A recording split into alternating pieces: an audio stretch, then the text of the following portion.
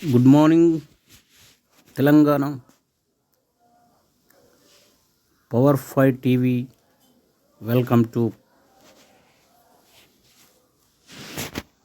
ఈరోజు ఆంధ్రజ్యోతి పేపర్ చూసుకుందాం మనం. హెడ్లైన్స్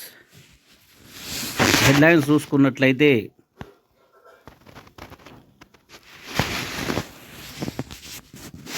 సమ ఉజ్వలతోనే మా పోటీ, మరుగుజ్జులతో కాదు.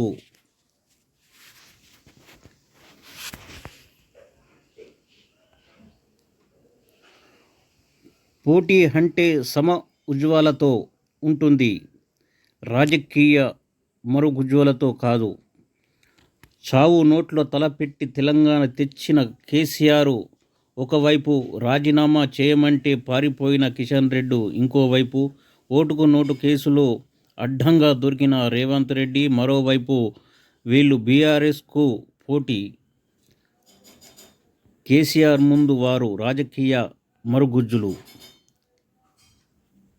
ఫిగ్మాలు. మంత్రి కేటీఆర్ గారు అంటున్నారు. కేసీఆర్ ముందు రేవంత్, కిషన్ కుప్పిగంతులు. గెలిచిన సీట్లతో రేవంత్ రెడ్డి బీజేపీలో చేరుతాడు. తీగలు పట్టుకోండి, కరెంటు ఉందో లేదో తెలుస్తుంది.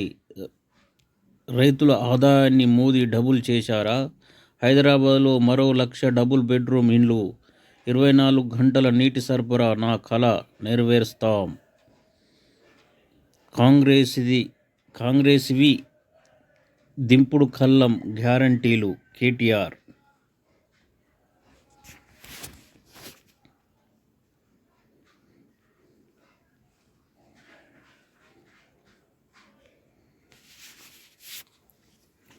కాంగ్రెస్ను దెబ్బతీసేందుకు కలిసి కుట్రాలు.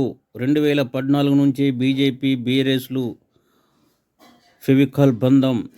ప్రభుత్వ వ్యతిరేక ఓటును చీల్చడమే రాష్ట్రంలో ప్రధాని పర్యటనల అంతర్యం. లోక్సభ ఎన్నికలకు బీజేపీ బీఆర్ఎస్ మజ్లిస్ మధ్య కుదిరిన ఒప్పందం.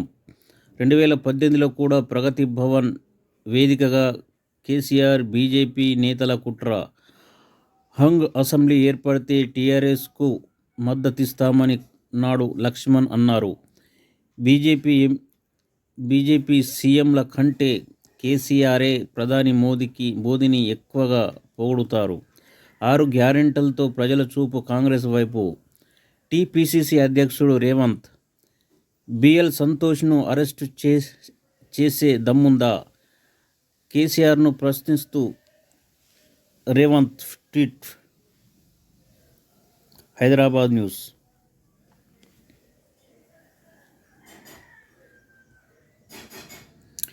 Vikarabad DCCB chairman Manohar Reddy good bye. నేడు ఢిల్లీలో అగ్రనేతల సమక్షంలో కాంగ్రెస్లో చేరిక. తండూర్ టికెటు ఖరారుతోనే మనోహర్ రెడ్డి కాంగ్రెస్లో చేరుతున్నారు. ఢిల్లీలో ముడుపులకు సాక్ష్యాలున్నాయా? సిసోడియాకు వ్యతిరేకంగా ఆధారాలేవి? దినేష్ అరోరా కూడా కేసులో నిందితుడిగా. అనిత అంగుళం కాకుండా ఇతర సాక్ష్యాలు ఉందా? ఢిల్లీ మద్యం కేసులో సిబిఐ ఈడీలకు సుప్రీం ప్రశ్నలు. సిసోడియా బెయిల్పై విచారణ 12కు వాయిదా. న్యూఢిల్లీ న్యూస్.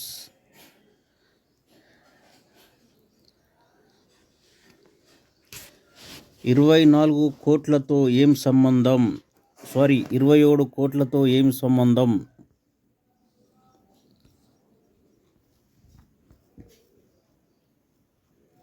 చట్టబద్ధంగానే ఎన్నికల విరాళాలు. ఈసీకి విరాళాలు సమర్పించాం.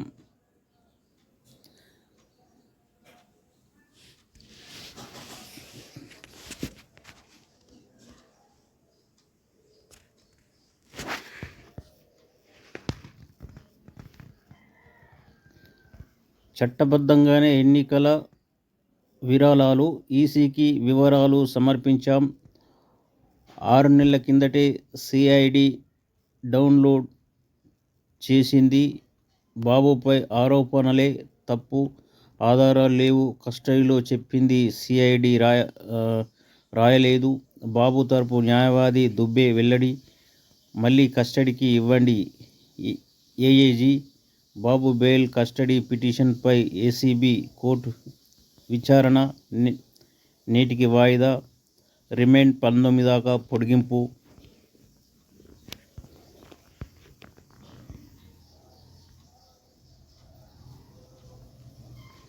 విచారణ అపహాస్యం.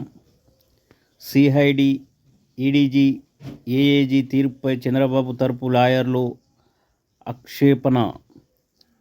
సైబర్ నెట్ కేసులో హైకోర్టులో వాదనలు. రాష్ట్ర ప్రభుత్వము, సిఐడి అధికారులే మీడియా ట్రయల్ చేస్తున్నారు. లుద్రా చంద్రబాబుకు బెయిల్ ఇవ్వొద్దు. ఏజీ ముందస్తు బెయిల్పై తీర్పు వాయిదా. టీడీపీ శ్రేణుల్లో రోడ్ల మీదికి రావాలి. పదవులు అనుభవించిన వారు ఏం చేస్తున్నారు? మంత్రి తలసాని.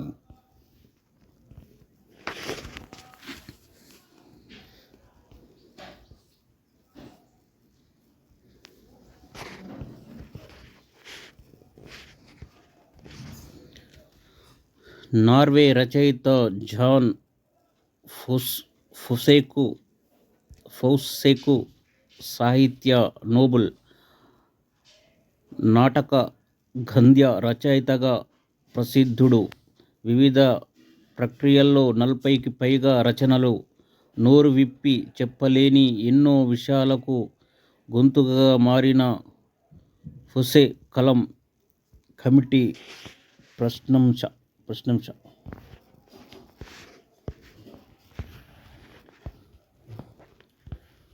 కేసీఆర్ రంగారెడ్డి పర్యటన రద్దు. అల్పాహారం పథకాన్ని ప్రారంభించనున్న హరీష్. ప్రస్తుతం నియోజకవర్గానికి ఒక పాఠశాలలో అమలు. దసరా తర్వాత అన్ని బడుల్లో.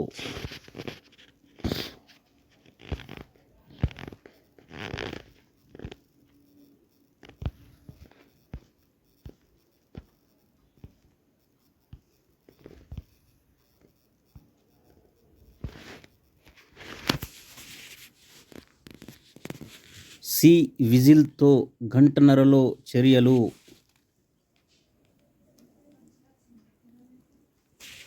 ఎన్నికల్లో అవకతవకలపై యాప్ ద్వారా ఫిర్యాదు చేస్తే వెంటనే చర్యలు తీసుకుంటాం. ఈసారి ఎన్నికలకు పటిష్టమైన నిఘా. డబ్బు, మద్యం పంపిణీపై అడ్డుకుంటాం. ఏకపక్షంగా వ్యవహరించే అధికారులపై, తప్పుడు అఫిడవిట్లు ఇచ్చే వారిపై చర్యలు. ఓటుకు నోటు ఇచ్చినా తీసుకున్నా నేరమే. రాష్ట్రంలో 22 లక్షల ఓట్లు తొలగించాం.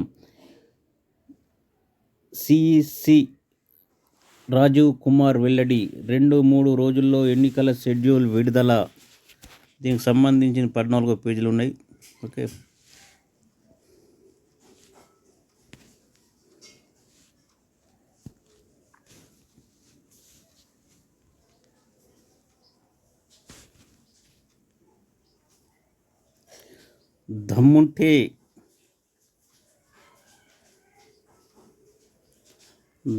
దమ్ముంటే కేటీఆర్ను సీఎం అభ్యర్థిగా ప్రకటించాలి. సీఎం కేసీఆర్కు బండి సంజయ్ సవాల్.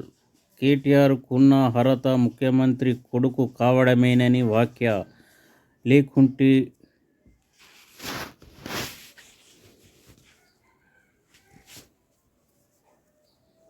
కేసీఆర్ను మరోసారి గెలిపిస్తే రాష్ట్రానికి శ్రీలంక గతేనని హెచ్చరిక. బండి సంజయ్, హైదరాబాద్ న్యూస్.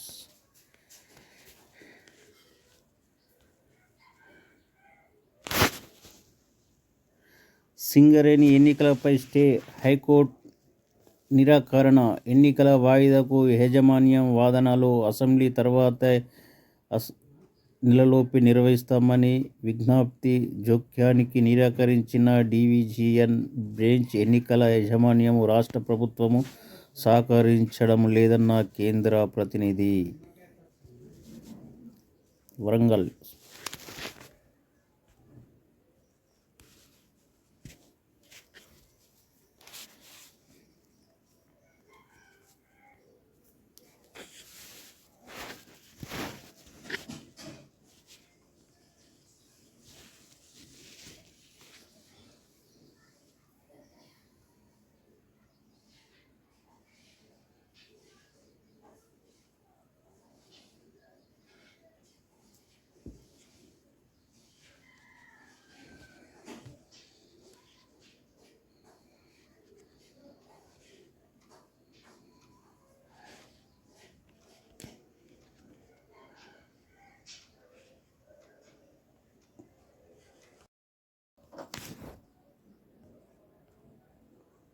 ఆంధ్రజ్యోతి పేపర్ 2.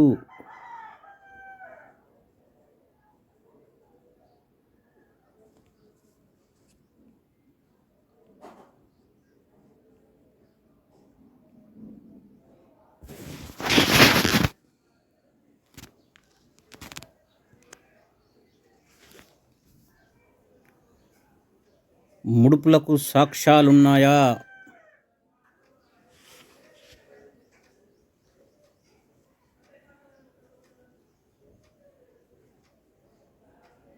చట్టసభల్లో అవినీతి తీర్పు రిజర్వ్.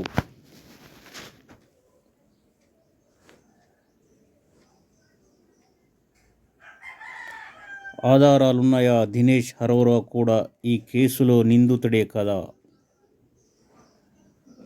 న్యూఢిల్లీ న్యూస్.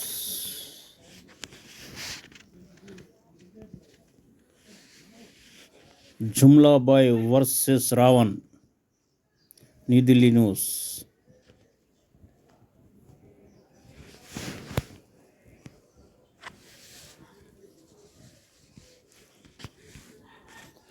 హను క్షిపణి పరీక్షించాం.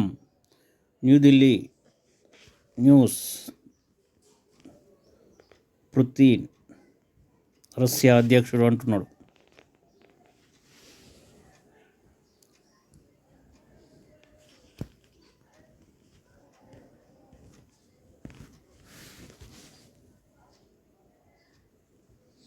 కెన్యాలో అంతు చిక్కని వ్యాధి. కెన్యాలో ఓ స్కూల్లో బాలికల్లో మిస్టరీ వ్యాధి వెలుగు చూసింది.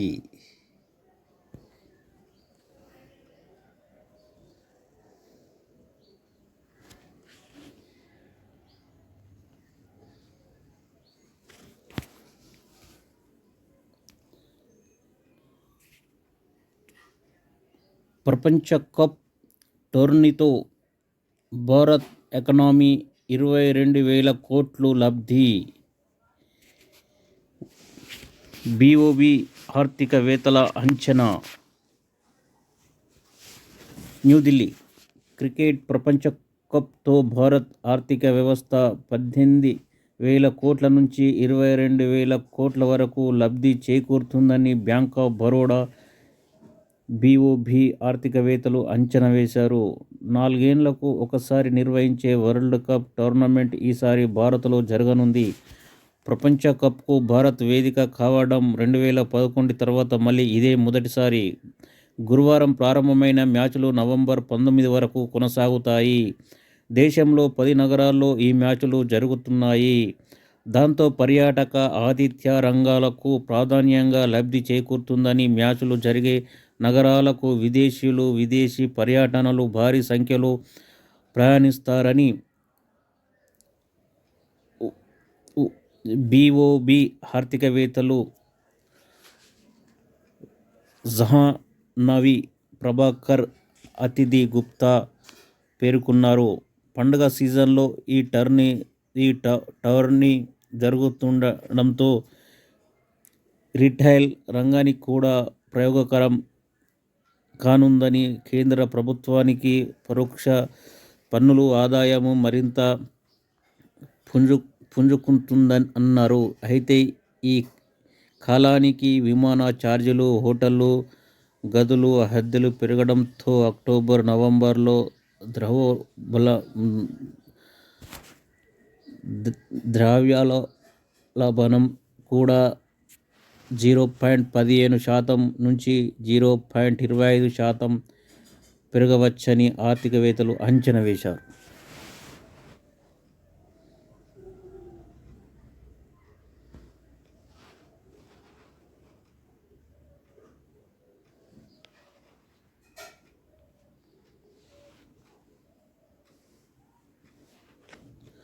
హైదరాబాద్లో గోల్డ్మ్యాన్ సాక్స్ కొత్త కార్యాలయం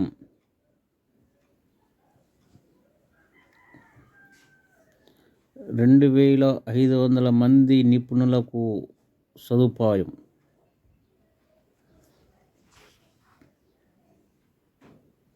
హైదరాబాద్ న్యూస్.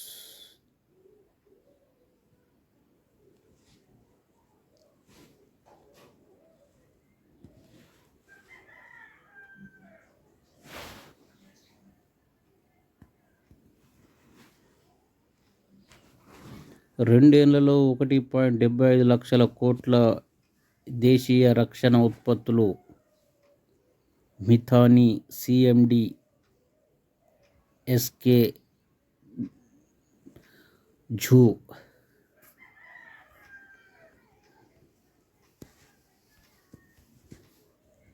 మార్కెట్లో మళ్లీ లాభాల్లోకి. సెన్సెక్స్ 405 పాయింట్లు.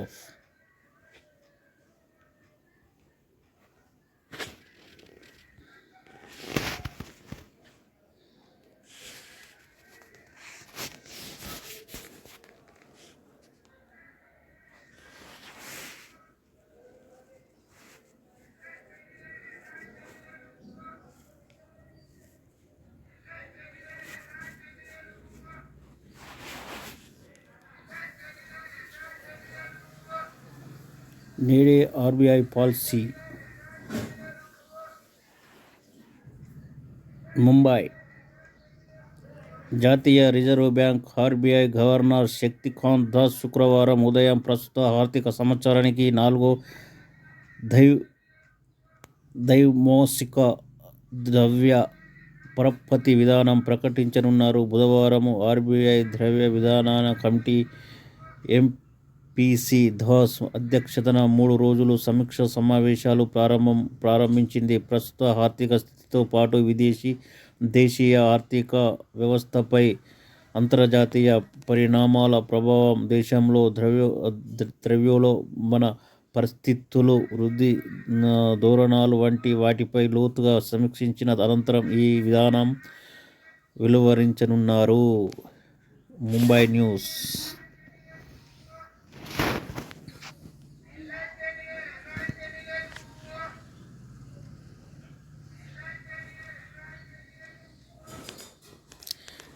ఇన్సైడర్ ట్రేడింగ్ కేసులో శ్రావణ్ రాయ్ దంపతులకు ఊరట. ముంబై న్యూస్.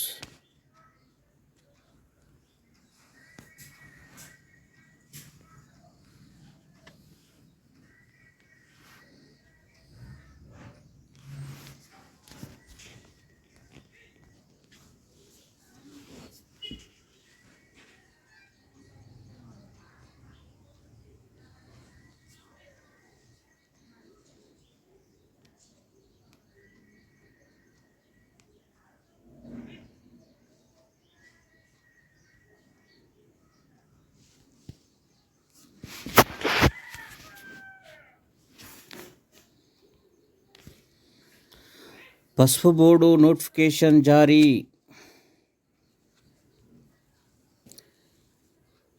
విధి విధానాలను ప్రకటించిన కేంద్రము. బోర్డుపై పర్యవేక్షణ, నియంత్రణ కేంద్రానిదే. న్యూఢిల్లీ న్యూస్.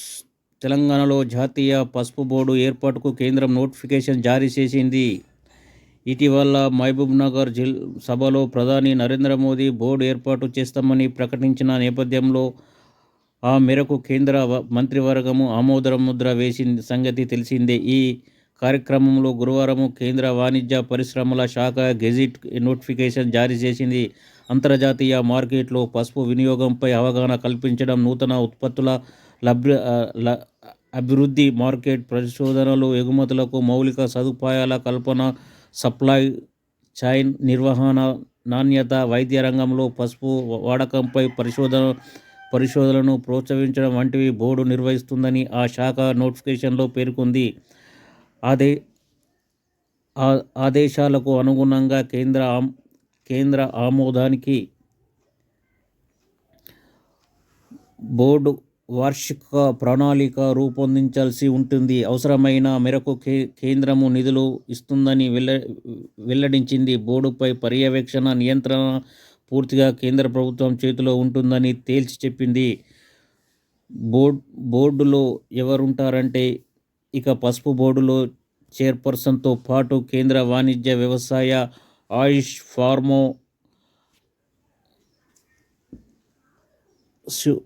ఫార్మో ఇన్స్టిట్యూషన్స్ శాఖల ప్రతినిధులు, పసుపు పండించే రాష్ట్రాల ప్రభుత్వ అధికారుల, సుగంధ ద్రవ్యాల బోర్డు కార్యదర్శి, Kerala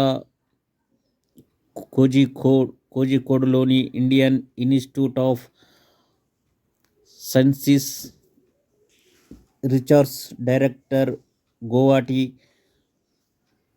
నైఫర్ director, national medicinal plant board CEO, వాణిజ్య శాఖ కార్యదర్శి సభ్యులుగా ఉంటారని నోటిఫికేషన్లో పేర్కొన్నారు. 3 పసుపు రైతులు, 3 ఎగుమతిదారులకు సభ్యులుగా కేంద్రము నామినేటెడ్ చేస్తుందని, చైర్పర్సన్ను కేంద్రమే నియమిస్తుందని, సభ్యుల కాల పరిమితి గరిష్టంగా 3 ఏళ్ల పాటు ఉంటుందని వెల్లడించారు. ఇది న్యూఢిల్లీ న్యూస్.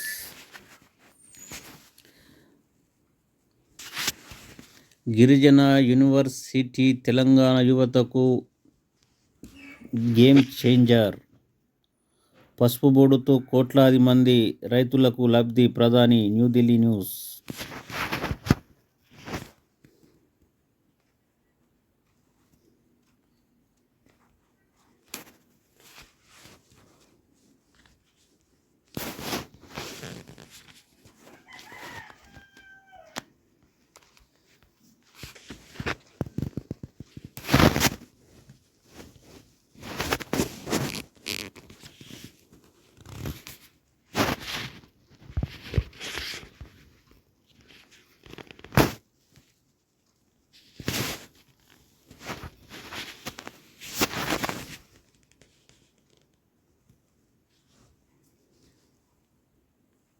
అప్పుల బాధతో రైతు ఆత్మహత్య.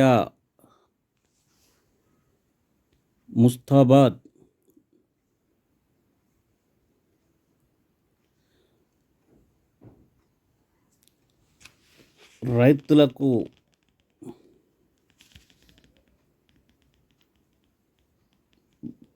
రైతుల భరణ మరణాలను పాల్పడుతున్నారు.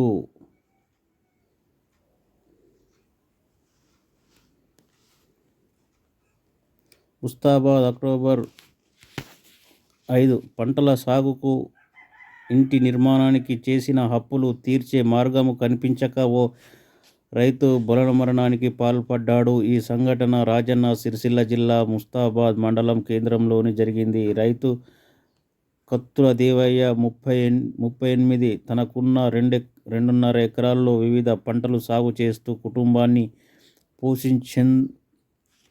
పోషించుకునేవాడు. పంటల సాగు కోసము, ఇటీవల కట్టిన ఇంటి నిర్మాణం కోసం దాదాపు 18 లక్షల వరకు అప్పు చేశాడు. మరోవైపు అనారోగ్యానికి గురయ్యాడు. అప్పులు తీర్చే మార్గం లేక మనస్తాపంతో పొలంలో చెట్టుకు వేసుకున్నాడు.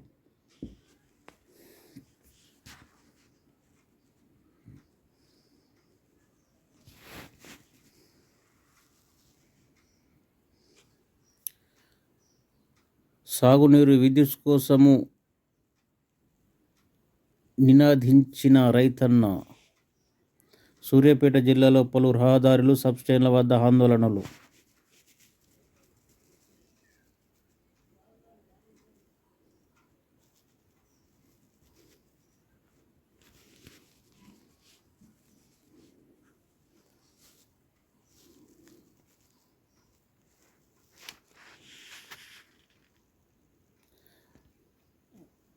నామినేషన్ వేస్తేనే పోటీకి అవకాశం.